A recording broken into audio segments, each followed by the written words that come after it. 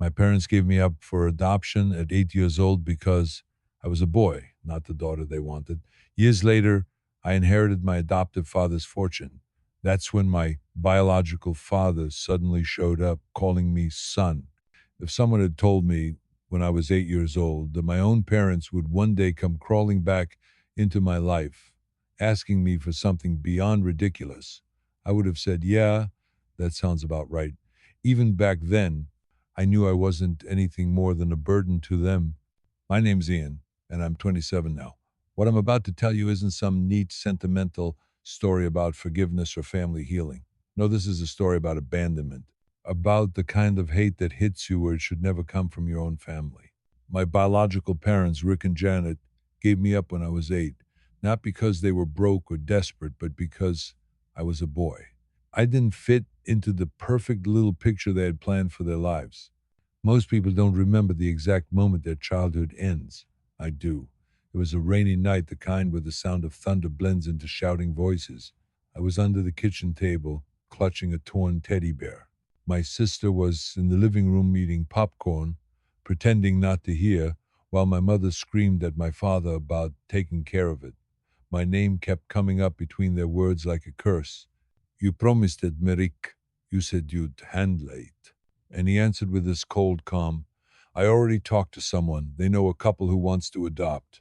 That's when it hit me. They weren't just talking about sending me away for a while, they were getting rid of me. But here's where things get truly unreal. The next morning, they actually did.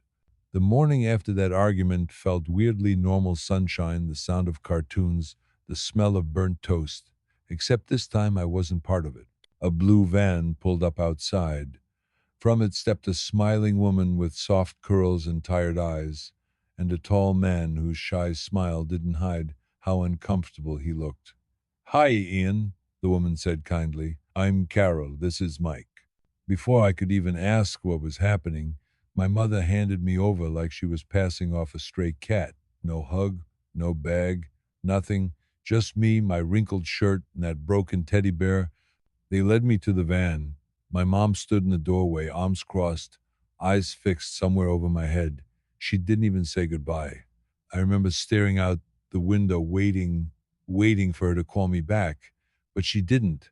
That short drive was the longest ride of my life. I just sat there hugging my teddy bear, watching my old house disappear behind the trees. That house wasn't a home anymore, anyway. It was the place where you shrieked to be seen but mostly got ignored, where the cigarette smell mixed with fried food, where my mother's yelling filled the air as often as the TV blared, where silence was a kind of punishment and love was a foreign idea. That night, I didn't sleep in my own bed. Instead, I slept on an old inflatable mattress that squeaked whenever I moved. Carol gave me pajamas with huge dinosaur prints that looked way too big for me. Mike poured warm milk into a glass and said, You're safe here now. It was the first time anyone had said those words and meant them. But silence hung heavy in that new house like a strange kind of loudness.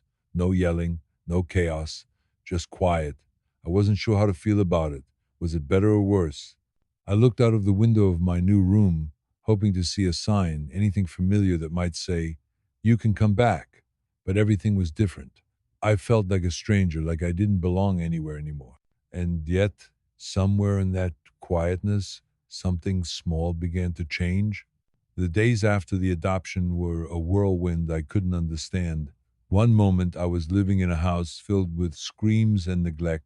The next I was in a quiet small home with strangers calling themselves my new parents. Carol and Mike, they said, were going to take care of me, but I wasn't sure what that meant. I was scared, confused, and clutching my teddy bear like it was the only thing keeping me tethered to something real. The house was different from anything I'd ever known. No smoke smell, no yelling, no slammed doors.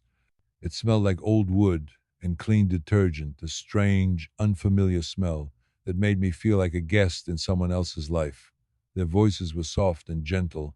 When Carol spoke, it was like she was talking to a scared animal, cautious and kind. Mike smiled shyly but never pushed too hard. That first night, I slept in a bed with sheets that weren't mine, but somehow felt like they belonged there. The quiet was so loud I kept waiting for something bad to happen, but it didn't.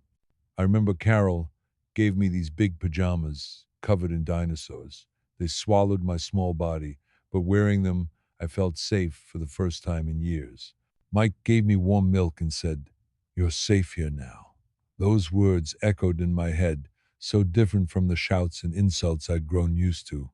At school, Carol made sure I had a fresh new backpack and clean clothes.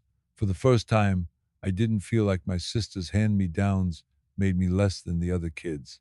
They enrolled me in a new school where I didn't get teased for wearing pink backpacks or dresses. I was still the quiet kid, but now I wasn't invisible. Carol and Mike didn't have kids of their own, and they'd tried everything to have one, but nothing worked. I wasn't just a child they took in, I was their hope, their family. They worked hard. Mike went door to door selling tools, while Carol juggled a job and took care of me.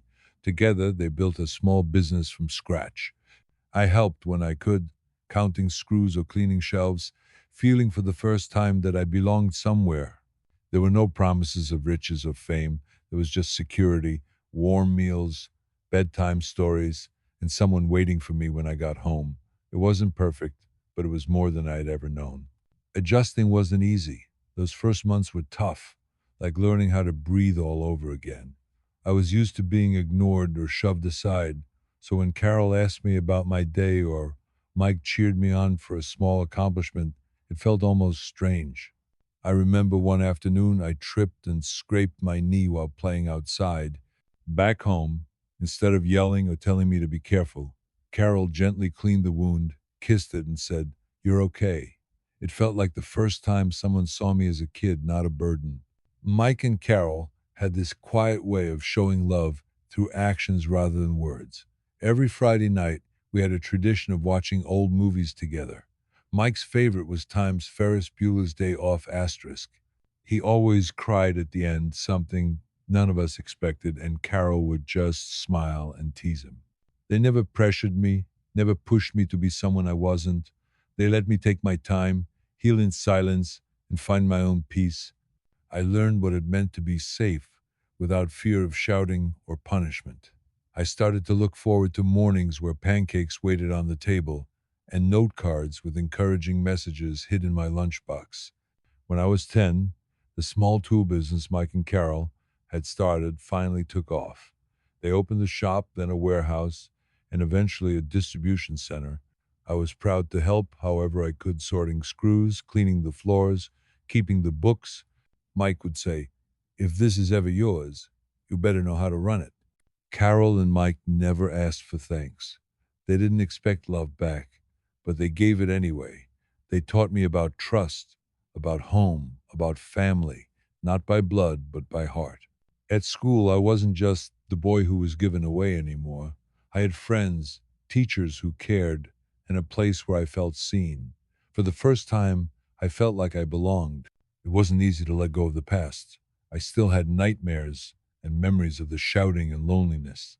But slowly, I began to understand that the family I'd been waiting for wasn't the one I was born into.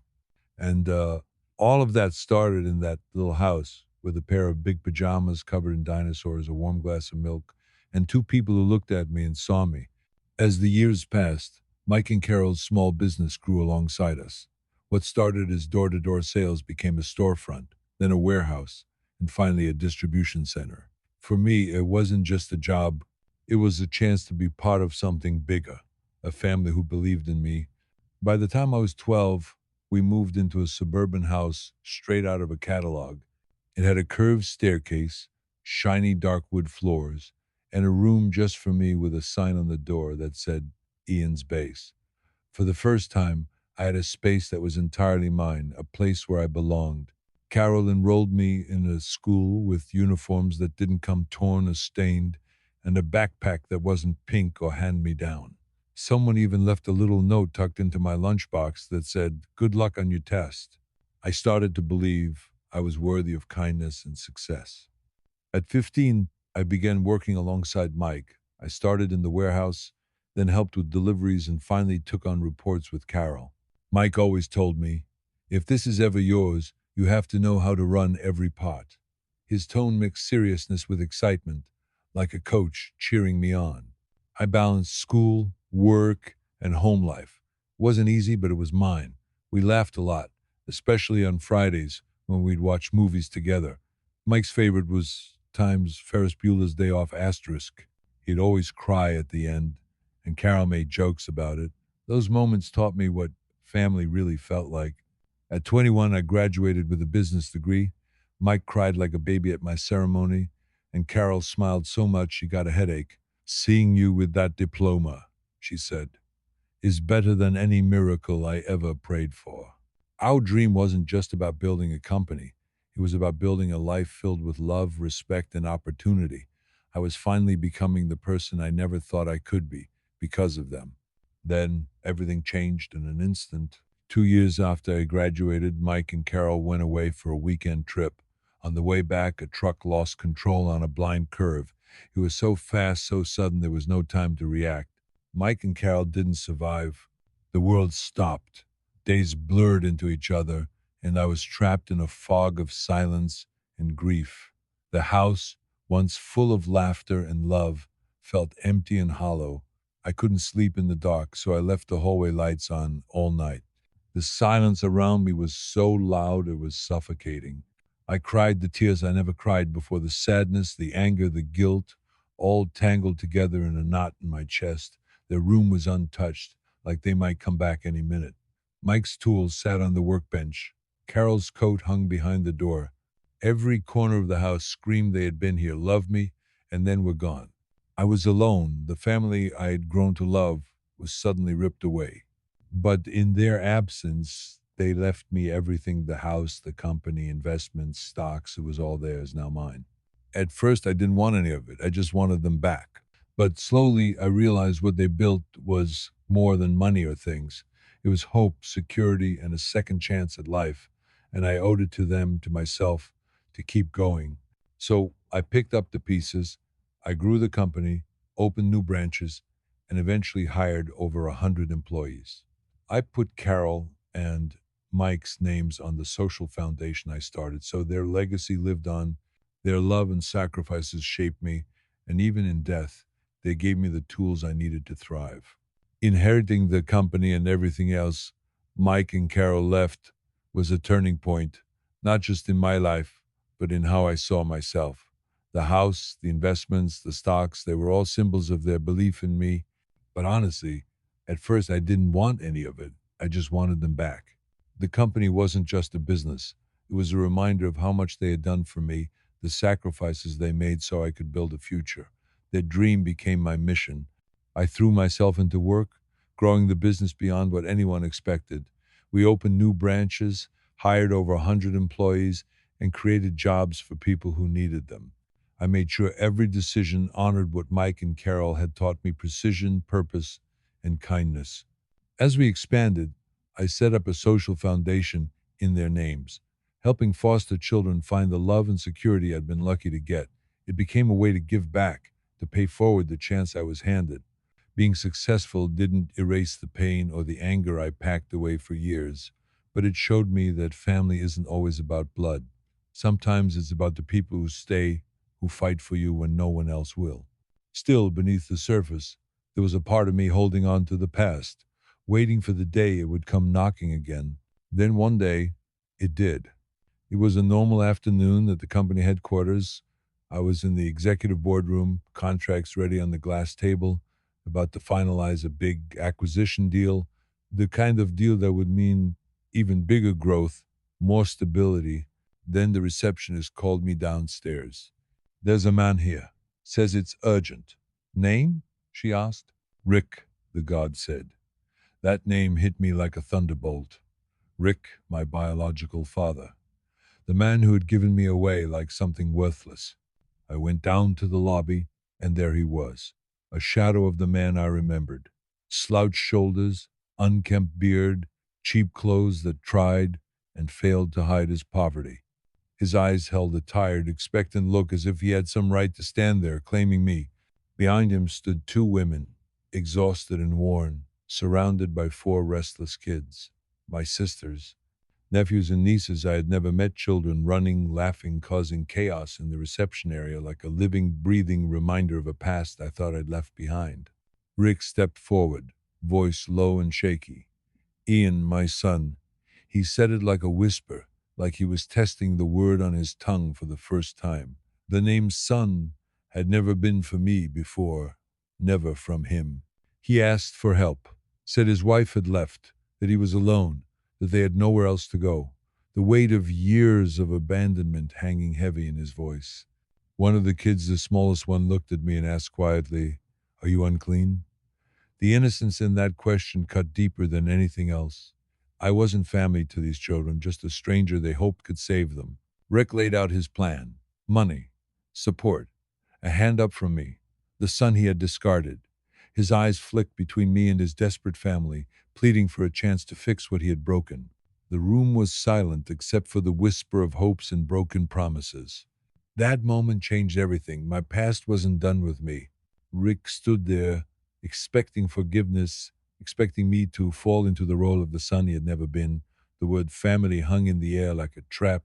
"We just need a little help," he said with a voice so calm it made my jaw clench. But years of rejection, silence, and pain boiled up all at once.